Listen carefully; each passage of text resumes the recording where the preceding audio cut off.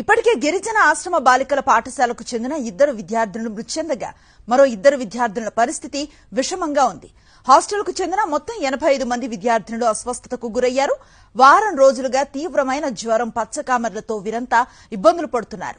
వీరిని కురుపాం ఏరియా ఆసుపత్రికి తరలించి చికిత్సను అందిస్తున్నారు.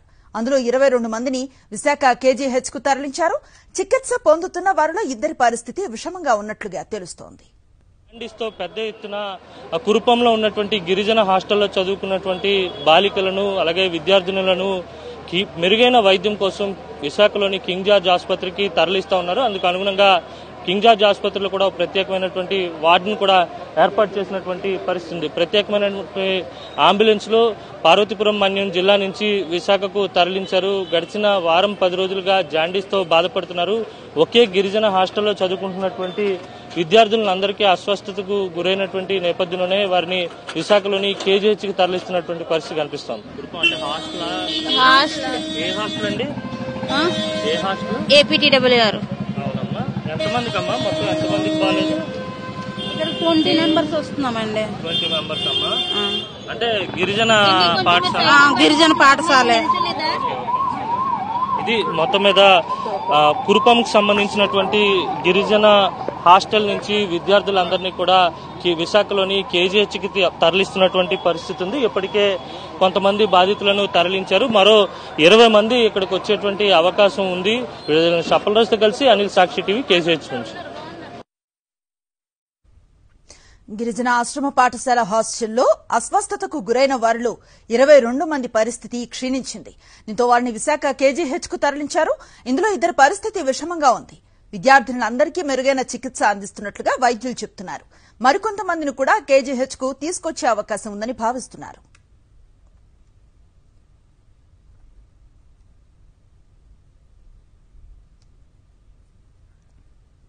మంచినీరు కలుషితం కావటం వల్లే పచ్చకామెర్లు విజృంభించాయని డాక్టర్లు తెలిపారు. విద్యార్థుల్లో వైరల్ హెపటైటిస్ లక్షణాలను గుర్తించామని వైద్యులు చెబుతున్నారు. పూర్తి స్థాయి వైద్య పరీక్షల తర్వాతే అన్ని విషయాలు తెలుస్తాయంటున్న డాక్టర్ వంశీతో మా ప్రతినిధి Anil face to face. Kurupam గిరిజన బాలికల హాస్టల్లో డేంజర్ బెల్స్ మోగుతున్నాయి. పచ్చకామెర్లు, విషజ్వరాలతో బాధపడుతూ మెరుగైన వైద్యం కోసం విద్యార్థులను విశాఖలోని కింగ్ జార్జ్ ఆసుపత్రులకు తరలించడం జరిగింది. ప్రస్తుతం వైద్యుల బృందం ఆ విద్యార్థులను పరీక్షిస్తున్నటువంటి సందర్భం కూడా నెలకొంది. మనతో పాటు వైద్యులు ఉన్నారు, మాట్లాడదాం. ఇంకా ఇన్వెస్టిగేషన్స్ అవి పంపించాము, అవి ఇంకా రావాలి. చూడ్డానికైతే ఇది వైరల్ హెపటైటిస్ లాగా ఉంది. ఎందుకంటే అందరికీ ఒకేసారి ఇలా జాండీస్ రావడం అనేది చూస్తుంటే పిల్లల్లోని వాటర్ కంటామినేషన్ ఏమైనా అయ్యి ఉంటుందని అనిపిస్తుంది. టెస్ట్ వచ్చిన తర్వాత కరెక్ట్ గా మనం డయాగ్నోసిస్ చేయగలం. పూర్తిగా 10 రోజుల క్రితం ఇదంతా కూడా అప్పటి నుంచే జ్వరం రావడం మొదలైంది అనేది తల్లిదండ్రులు చెప్తున్నారు. ఎన్ని రోజులు అయి ఉంటుందని మీ అబ్జర్వేషన్? అంటే అందరికీ ఒకే టైంలోని జ్వరం రావడం, దాని తర్వాత కొన్ని రోజులకి జాండీస్ రావడం అనేది టిపికల్ గా వైరల్ హెపటైటిస్ లక్షణం. ఇంకా కొంతమంది పిల్లల్ని తీసుకొస్తున్నారనే సమాచారం ఉంది. అది మీకేమైనా ఇన్ఫర్మేషన్ ఉందా? ఇంకా ఎవరైనా ఒకవేళ పిల్లల సంఖ్య పెరిగినా గానీ వైద్యం అందించడానికి మీరు సిద్ధంగా ఉన్నారు? ఇక్కడ అంతా మేము అప్రమత్తంగా ఉన్నామండి. మొత్తం అన్ని రెడీ చేసుకుని ఉన్నాము. మొత్తం ఎంతమంది ఉన్నా కూడా అకామిడేట్ చేసేదానికి మ్యాన్ పవర్ గానీ మనకి ఉన్న ఫెసిలిటీస్ గానీ అన్ని రెడీ చేసుకుని మేము అలర్ట్ గా ఉన్నాము. 10 మంది దాకా ఏమైనా వస్తే రావచ్చు అంటున్నారు. ప్రైమరీగా వాటర్ కంటామినేషన్ వల్లే ఇలా జరిగిందనే ఒక అంచనా ఉందన్న.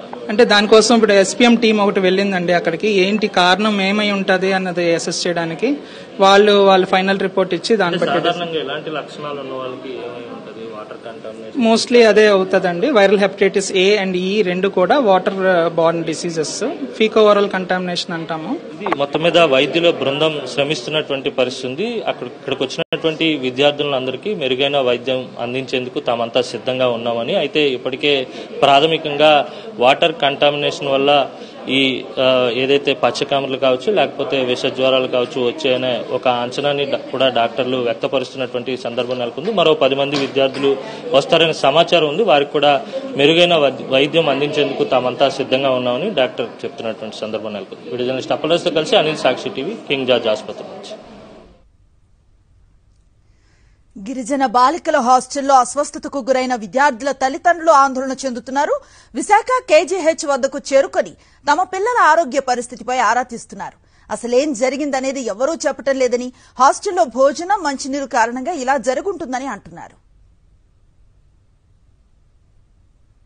కుప్పం గిరిజన బాలికల హాస్టల్లో పచ్చకామెర్లు విషజ్వరాలతో విద్యార్థులంతా కూడా ఇబ్బంది పడుతూ ఉన్నారు. మెరుగైన వైద్యం కోసం విశాఖలోని కింగ్ జార్జ్ ఆసుపత్రికి వారిని తరలించడం జరిగింది. ప్రత్యేకమైనటువంటి వార్డు ఏర్పాటు చేసి వైద్యులు నిరంతరం వారిని పర్యవేక్షిస్తున్నారు.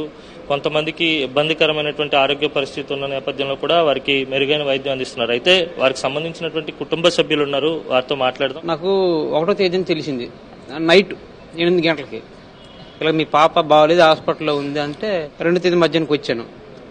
అప్పుడు కురపంలో అడ్మిట్ అయి ఉండేది పాప.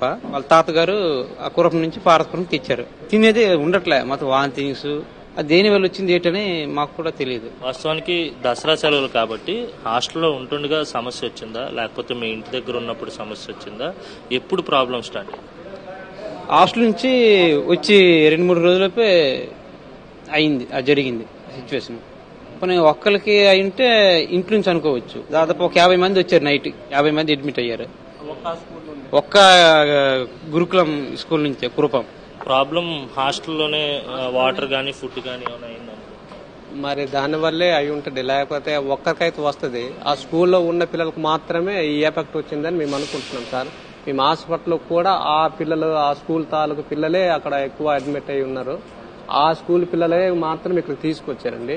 మరి వేరే స్కూల్లో అయితే ఎవరు లేరు. పాపకి బాగలేదు, డైరెక్ట్ కురపం హాస్పిటల్ నుండి వెళ్తే అక్కడ ఒక 2 days ఉంచారు. అక్కడ నుండి ఏరియా హాస్పిటల్ పార్వతపురం తీసుకొచ్చారు. అక్కడ నుండి ఇక్కడికి తీసుకొచ్చారండి. ఏటనేది మాకు కూడా పూర్తి సమాచారం, ఏటి జరుగుతుంది అనేది మాకు తెలియదండి. మొత్తం కళ్ళు మొత్తం పచ్చగా అయిపోయి వాంతులు, విరోచనాలు ఈ రకంగా మాకు ఇక్కడ డాక్టర్లు పంపించారు. మొత్తం ఎంతమంది పిల్లలకి ఈ సమస్య వచ్చింది? అందరి పరిస్థితి ఇలాగే ఉందా? వాంతులు అవడం, కడుపులో నొప్పి? మాకు తెలిసిన విషయం అయితే ఆ గురుకులం పాఠశాలలో 400 స్టెంట్ 400 అనుకుంటా. ఇప్పుడు నాకు తెలిసి అయితే పార్వతపురంలోన 50 మంది పిల్లలు ఆ స్కూల్ నుండి వచ్చినట్టు మాకు తెలిసిందండి.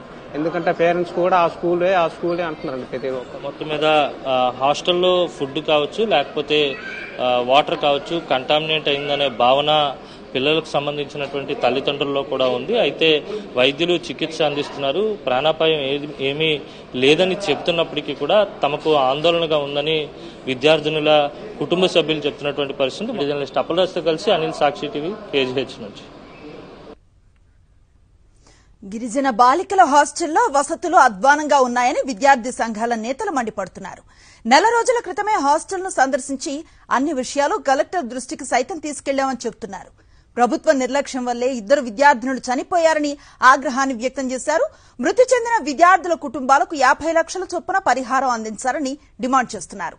హాస్టల్స్ లో వసతులు మెరుగుపరిచి వైద్య పరీక్షలు నిర్వహించకపోతే గిరిజన సంక్షేమ శాఖ మంత్రి ఇంటిని ముట్టడిస్తామని హెచ్చరించారు విద్యార్థి సంఘాల నేతలు. ప్రభుత్వం సీరియస్ గా లేకపోవడం వల్ల, అధికారులు సీరియస్ గా లేకపోవడం వల్ల ఈ రోజు విద్యార్థులు 2 చనిపోవడానికి, 110 మంది విద్యార్థినీలు అనారోగ్యానికి గురవడానికి ముఖ్యమైన కారణం కేవలం మీరు చేసిన హత్యలే. ఇవి ప్రభుత్వం యొక్క హత్యలే తప్ప ఇంకోటి కాదు. ఏవైతే 2 చనిపోయారో ఈ 2 విద్యార్థినులకి 50 లక్షలు చొప్పున నష్టగ్రేసి ఇవ్వాలి. ఈ 110 మంది విద్యార్థినులకి సరైన వైద్యం అందించాలి. అన్ని ఆశ్రమ పాఠశాలల్లో హెల్త్ ఎమర్జెన్సీ ప్రకటించి వెంటనే హెల్త్ చెకప్లు చేసి ఎవరికి ఏ ఇబ్బంది ఉన్నా సరే పరిష్కారం చేయాలి. లేని పక్షంలో గిరిజన సంక్షేమ శాఖ మంత్రి ఇంటిని ముట్టడించడానికి కూడా మేము వెనకాడమని చెప్పి ఈ సందర్భంగా తెలియజేస్తా ఉన్నాం.